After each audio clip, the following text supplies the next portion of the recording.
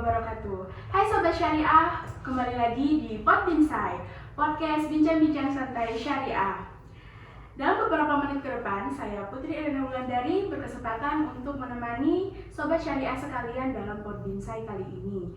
Nah, tema yang akan kita gunakan yaitu Perkuat Perbankan Syariah, Bangkit Bersama BSI. Yang tentu saja saya tidak sendiri karena akan ditemani oleh narasumber kita yaitu Pak Abdullah Syakur Novianto selaku dosen Fakultas Ekonomi dan Bisnis di Universitas Islam Malang. Pagi Pak. Pagi, assalamualaikum. Waalaikumsalam warahmatullahi wabarakatuh. Gimana nih kabarnya hari ini Pak? Alhamdulillah baik. Putri bagaimana kabarnya? Alhamdulillah baik sekali. Kalau boleh tahu kegiatannya selain mengajar di Unisma itu apa? Apa ada lagi? Ya, Bismillahirrahmanirrahim. Pertama saya ucapkan terima kasih karena sudah diundang ini ya. Iya. Mungkin untuk yang kesekian kali gitu ya. Jangan bosan ya Pak. Insya Allah. Baik, karena yang pertama memang kegiatan saya selama ini ya memang fokus di ngajar ya. Oh, iya. Fokus di ngajar khususnya di Prodi Perbankan Syariah dan juga di manajemen. Ya, lalu apalagi kegiatannya ya layaknya sebagai seorang bapak yang baik gitu ya, antar jemput anak gitu ya. Ada juga ya mohon doanya juga dari sobat-sobat syariah gitu ya. Saya lagi fokus untuk menyelesaikan pendidikan lanjutan saya. S3. Insya Allah. Keren banget ya. Emang Pak Syakur ini salah satu dosen di FEB yang sangat populer dan sangat disenangi oleh mahasiswa-mahasiswa FEB. Merayu atau gimana ini ya? Ya sedikit merayu, Oh, Bapak gitu. nggak bosan di sini. Ya jadi mungkin langsung saja kita masuk pada tema kita. Jadi kan kemarin itu ada ini ya Pak ya, ada gangguan yang terjadi pada sistem BSI yang diduga karena serangan hacker sehingga pelayanan BSI itu sempat lumpuh selama beberapa hari. Dan hal itu kan pasti menimbulkan kepanikan oleh nasabah BSI dan karyawan BSI itu sendiri ya Pak ya. Nah, gimana sih tanggapan Bapak sebagai orang perbankan syariah gitu kan dengan hal tersebut? Baik, terima kasih. Ya memang ya betul yang sampaikan Mbak Putri ya beberapa waktu yang lalu, termasuk saya pun mengalami ya karena memang notabene rekening saya itu BSI. Karena memang sebelumnya saya sempat beraktisi juga di Syariah Mandiri gitu kan. Otomatis saya juga mengalaminya ya, tapi ya namanya bisnis di bidang perbankan ya, bukan hanya perbankan, bisnis yang mengedepankan teknologi informasi itu memang tidak bisa dihindari ya. Terlepas berita ini memang benar atau salah, saya tentunya tidak bisa memvalidasi kebenarannya ya, karena memang beredar adalah memang dihack gitu ya. Kalau itu benar ya itu memang apa ya, bukan hal yang biasa, tapi memang resiko yang seharusnya ya, kalau saya menyampaikan itu seharusnya bisa diantisipasi lebih awal. Jadi itu bukan hal yang lumrah ya di perbankan. Kalau kita bicara hal yang lumrah, itu menurut saya itu semua perusahaan atau industri yang berhubungan dengan atau menggunakan teknologi IT itu pasti akan ada resiko. Nah, kalau taruhlah kita memvalidasi berita itu benar, gitu ya, dihack. Saya rasa itu mereka itu tim hacker itu pasti akan melakukan acak, gitu ya, melakukan acak dalam hal pemilihan suspeknya. Lalu kita validasi lagi, misalkan ternyata fenomena itu betul dihack, gitu ya. Mungkin yang dilihat oleh para hackernya ini adalah momen karena BSI ini kan lagi merger. Kalau lagi merger berarti kan lagi ada pembenahan, di mana pembenahan itu bukan hanya dari sisi SDM, tentunya juga dari penggabungan IT-nya. Nah mungkin ya Pak, saya lagi-lagi ya, saya memvalidasi jika ini benar, berarti hackernya ini melihat mungkin ada kelemahan. Nah mungkin disitulah diserang. Tapi apakah ini lumrah? Ya bisa-bisa saja karena memang yang jadi suspek mungkin saat ini adalah BSI. Tapi apakah Bank Konven juga tidak akan mengalami? Saya rasa juga pernah ya, beberapa waktu lalu Bank Konven juga pernah ada yang mengalami. Apakah hanya perbankan? Tidak. Beberapa waktu lalu kita mungkin pasti ingat ya, mungkin ada berita-berita di media sosial atau mungkin berita secara nasional, kita melihat adanya data di Peduli Lindungi yang bocor. Nah ini malahan kan masalah nasional gitu ya. Jadi kalau kita berbicara dengan IT itu merupakan resiko ya, bukan masalah ini, bukan hal yang lumrah, tapi itu merupakan resiko yang harus sebenarnya diantisipasi lebih dini. Oh iya. Seperti itu ya. Gitu. Nah, terus dari hal tersebut itu kira-kira dampak apa aja sih yang didapatkan oleh nasabah maupun dari BSI itu sendiri? Oke, baik. Tentunya dampaknya itu sangat besar ya. Kita lihat kalau kita perhatikan ya, kita amati yang paling terasa itu adalah di Aceh. Kenapa di Aceh? Karena di Aceh itu penerapannya konon. Konon itu maksudnya seperti apa? Pemerintah daerah Aceh itu melarang kegiatan perbankan yang non syariah. Iya, yang konvensional. Jadi sejak 2021 pemerintah daerah Aceh itu melarang bank konvensional untuk melakukan beroperasional di sana. Nah, dampaknya apa ya? Sangat berdampak sekali ya kemarin di Aceh, itu yang paling kelihatan. Nah, bagi nasabah itu ya tentunya apa? Bukan hanya di Aceh, saya rasa nasional bagi pengguna rekening BSI termasuk saya gitu kan. Itu juga saat ingin melakukan transaksi ya, itu juga akan mengalami kendala. Atau mungkin anak-anak mahasiswa? Iya Pak. Ya gitu ya. Ingin beli makan untuk ya makan sehari-hari untuk tarik tunai juga gitu kan, pasti saya rasa ada kendala ya.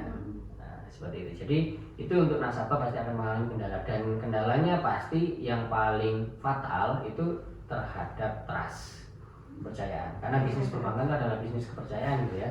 Jadi ada beberapa mungkin fenomenanya itu nanti sudah tidak mau berbank lagi dengan BSI, atau mungkin masih sempat memindahkan dana, sekarang mau mengembalikan masih mikir-mikir ke BSI gitu ya. Seperti itu, dampaknya mungkin seperti itu. Iya sih Pak, kemungkinan karena emang kemarin itu kan di BSI udah diumumkan ya, kayak ini udah bisa beroperasi dengan normal, tapi ternyata belum sampai sekarang. Jadi mungkin nasabah itu juga masih ragu gitu. Tapi kalau yang saya perhatikan, karena saya juga pengguna BSI ya, normal. Kalau untuk hari ini ya, per hari ini atau beberapa waktu yang lalu itu sebenarnya sudah normal 100%. Karena saya juga memantau beberapa minggu yang lalu yang benar-benar heboh itu memang benar-benar lumpuh. Akses ke BSI Mobile itu memang rata-rata yang muncul ada permintaan tidak dapat diakses. Tapi itu hanya beberapa hari. Saya lihat itu setelah 3 hari yang heboh itu mobile banking sudah bisa. Tapi bisanya itu hanya bertahap. Bertahap dalam arti gini. Saya coba test case ingin melakukan transfer. Waktu itu yang bisa hanya transfer normal. Dalam arti transfer normal yang menggunakan sistem clearing dengan biaya 6.500. Nah, BI Fast waktu itu yang biaya 2.500 belum bisa.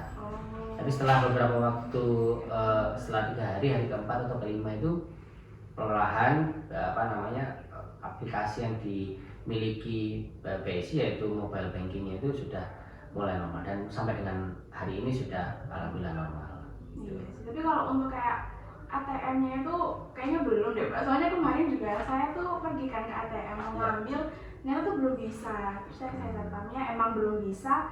Jadi kalau mau tarik tunai itu harus di dalam. Iya, ya mungkin itu salah satu cara untuk pembenahan secara komprehensif ya, dalam arti mungkin bertahap. Tapi kalau yang saya alami memang mungkin gini, kalau kita bicara ATM itu ATM untuk yang saat ini saya pahami BSI itu menggunakan vendor. Ya, jadi tidak dilayani, tidak diisi atau tidak di setting sendiri oleh pihak BSI. Mungkin saja itu dari vendornya. Karena saya yang terus terang saya pribadi, saya narik di Bank Mandiri malahan itu sudah bisa. Karena gini, karena sistem yang digunakan itu kan sebenarnya yang saya pahami adalah sistem dari BSM. Nah, kalau kita bicara sistem dari BSM atau Syariah Mandiri itu dulu kelebihannya Mandiri Syariah itu sebenarnya sama dengan BNI Syariah ya. Kalau Bank Mandiri Syariah tarik tunai di ATM Mandiri Konven itu tanpa biaya. Nah, sampai dengan detik ini kita misalkan para pengguna atau sobat syariah yang menggunakan BSI tarik tunai di Mandiri itu juga masih free. Nah, itu masih normal. Ya mungkin analisa saya kalau Mbak Putri narik belum bisa, mungkin di ATM tersebut tertentu itu mungkin lagi maintenance oleh vendornya mungkin ya. Jadi bukan dari sistem BSI. Bukan, karena yang saya amati sampai dengan hari ini tuh sudah kembali normal. Cuma memang bertahap ya Pak? Bertahap memang. Gitu. Jadi apa ya, maksudnya Jadi kalau untuk kesalahan kemarin itu bukan hal yang lumrah dan bisa jadi itu dari BSI-nya yang mungkin kurang, pengamanannya kurang ketat juga. Ya betul. Jadi seperti yang saya sampaikan tadi ya, hacker itu kan sampling ya. Kadang itu sampling, bukan kadang sih, yang saya amati itu sampling. Nah, kok iya yang dijadikan suspek BSI mungkin para hacker ini, kalau ini benar ya, kalau ini benar kan saya juga tidak bisa memvalidasi kebenarannya. Kalau ini benar, analisa saya hacker ini melihat bahwasanya saat proses merger ini mereka melihat ada celah nih, ada celah nih karena lagi penggabungan sistem, ada celah, ada kelemahan di dalamnya sehingga hacker ini masuk. Nah, apakah hal lumrah? Ya bagi hacker ini mungkin lumrah ya, karena pekerjaannya mereka seperti itu, ya kan? Tapi yang bisa mungkin pihak BSI menjadi pelajaran adalah berarti apa? Masih ada kelemahan-kelemahan di titik-titik tertentu, kan gitu ya. Lalu yang bisa saya sampaikan lagi ya, apakah terus kita harus mundur ya? Apakah kita lalu harus meninggalkan BSI? Saya rasa tidak ya, tidak perlu. Kenapa? Sebagai informasi pada para sobat syariah ya, tren perbankan syariah di Indonesia ini kan sudah cukup baik, gitu ya. Kita lihat secara nasional, saya ambil data beberapa ya dari OJK khususnya ya. Kita lihat secara nasional KAR perbankan syariah itu di angka 26%. Artinya apa? Ini kan sangat tinggi, di ambang batas minimal 8%. Berarti kan dari permodalan kita itu sudah cukup kuat, ya kan? Jadi tidak perlu ragu lagi ya. Meskipun kemarin ada permasalahan IT dan sebagainya gitu kan. Lalu NPF itu indikator untuk kredit bermasalah atau pembayaran bermasalah, untuk financing. Kita lihat secara nasional di angka 2,4%. Itu masih jauh di angka maksimal 5%. Ya, jadi meskipun terjadi kondisi seperti kemarin, saya rasa ya itu memang menjadi evaluasi bagi pihak BSI, tapi bukan berarti kita sebagai sobat syariah lalu lantas meninggalkan syariah, tidak seperti itu, karena parameter-parameter yang ada itu menunjukkan kinerja yang cukup baik seperti itu. Soalnya kan kemarin tuh ya karena masalah itu juga banyak yang kayak kayaknya emang BSI ini karena baru jadi masih banyak kesalahan, jadi buka rekening baru aja lah, ganti gitu-gitu. Ya kalau memang saat momen kemarin untuk transaksi ya, konteksnya untuk transaksi memang beberapa menyarankan untuk menggunakan rekening lain. Tapi karena sekarang sudah normal, saya rasa tidak ada salahnya kita tetap mensupport ya sebagai para pejuang syariah gitu ya, sobat syariah. Ya kita harus tetap berada dalam semangat syariah gitu ya. Karena apa yang kita lakukan, tadi saya bicara secara nasional, sekarang kita lihat BSI-nya sendiri, labanya sendiri di akhir tahun kemarin naik 3 triliun. Nah itu naik sebesar 38%. Nah, itu kan lumayan gitu ya. Lalu kita lihat pembiayaan juga naik 8%, 171 triliun gitu ya. Bicara UMKM, BSI juga fokus UMKM. Dari 171 triliun itu 39 triliunnya untuk UMKM. Lalu apalagi NPF-nya, yang paling menarik adalah kalau kita bicara BSI, terlepas dari permasalahan kemarin, NPF itu kan tadi saya sampaikan indikator pembayaran bermasalah, gitu ya Pak Putri ya. Nasional indikatornya adalah 2%, sedangkan BSI itu di bawah 1%, 0,87%. Nah ini kan kalau kita sebagai seorang investor, rasio-rasio ini kan yang pasti kita akan perhatikan. Pembayaran permasalahannya kecil gitu kan, pembiayaannya terus tumbuh gitu kan. Dan yang paling penting apa? Mungkin Mbak Putri dan sobat syariah lainnya yang telah belajar ya, khususnya di keuangan syariah, ada apa? Zakat yang membedakan entitas syariah dengan entitas konvensional. Zakat yang disalurkan oleh BSI per akhir tahun kemarin sebesar 102 miliar. Berarti itu menunjukkan apa? BSI itu ya fenomenanya adalah kemarin memang terjadi seperti itu, tapi secara rasio keuangan BSI itu sangat kuat kalau menurut saya. Ya, jadi memang ya karena hackernya ini melihat ada kelemahan proses merger, ya mungkin kalau itu benar ya makanya menjadi suspek untuk dibobol seperti itu. Jadi pelajaran yang bisa diambil ya Pelajaran bisa diambil ya terutama kita sebagai nasabah ya, karena ini berhubungan dengan IT. Yang pertama mungkin untuk pengamanan kita, karena ini sudah berjalan normal ya. Kita tetap berbank dengan bank syariah ya, terlepas itu di luar BSI silakan. Tapi yang pertama yang perlu kita ambil adalah ini hubungannya dengan IT. Sering-seringlah mengganti PIN. Kalau pakai mobile banking sama ya, mobile bankingnya juga sering diganti username, password dan juga PIN-nya ya. Lalu bagi perbankannya sendiri ya, tentunya ini evaluasi yang sangat menyeluruh, harusnya sangat menyeluruh. Kenapa? Karena ini menyangkut dengan trust dari si nasabah. Satu langkah yang sudah dilakukan oleh BSI kemarin selain rapat umum rumah saham untuk pembagian dividen dan sebagainya adalah 2 direktur sudah diganti. Ya, yang pertama adalah tentunya direktur IT-nya gitu kan, yang kedua adalah direktur manajemen resikonya. Karena manajemen resiko itu berhubungan juga dengan IT. Nah, mungkin ini juga salah satu pembenahan yang nantinya bahwasanya BSI ini juga fokus terhadap trust para nasabahnya. Memang ada hubungannya antara manajemen? Ya, namanya manajemen resiko itu kan bagaimana memanage resiko itu dari segala hal. Ya, kalau kita bicara resiko, kalau di konvensional itu ada 8 resiko, kalau di syariah itu ada 10 resiko. Ya. Nah, berarti 10 resiko ini yang harus di-manage, harus di-maintain, terutama khususnya oleh para